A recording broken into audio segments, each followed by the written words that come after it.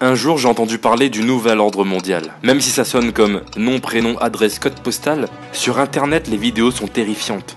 En anglais, The New World Order. Ouais, ça fait plus terrifiant, je sais. Du coup, j'ai voulu savoir, c'est quoi ce bordel international? Alors voilà, c'est l'histoire de mecs, un peu comme une secte, qui ont plein de thunes et qui s'ennuient ferme. Alors ils font quoi de leur journée? Ben ils jouent un peu, beaucoup, avec la vie des autres. En l'occurrence, nous. Et les mecs, ils y croient comme une religion, que c'est leur devoir de faire ça. C'est comme une sorte de religion pour les riches. Et à cet instant, j'ai pensé à toutes les religions. Je me suis dit que s'il y a un dieu, il assurait comme auteur. Mais il n'était pas très sûr de lui quand il faisait ses lois. Il sort plusieurs versions un peu partout dans le monde. D'ailleurs, son best-seller, je pense, c'est le livre sacré en 3 volumes. Sorti au cinéma, au théâtre, et même ils ont fait des chansons. Attention, disque d'or. Une vraie petite industrie.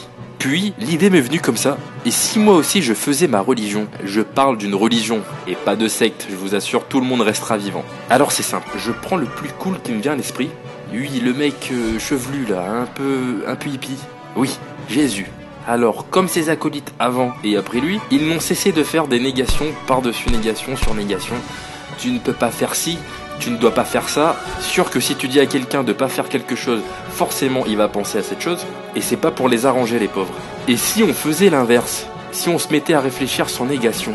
Pour exemple, 3 commandements qui me paraissent importants. Tu ne tueras point, tu ne commettras pas d'adultère, tu ne voleras point. Ça donnerait, tu protégeras ton prochain, tu ne commettras pas d'adultère, tu seras honnête. Alors, oui, j'ai gardé adultère car on sait jamais, ça peut servir, non? Bon ok, tu seras fidèle. Pour certains, ça va être dur, je sens.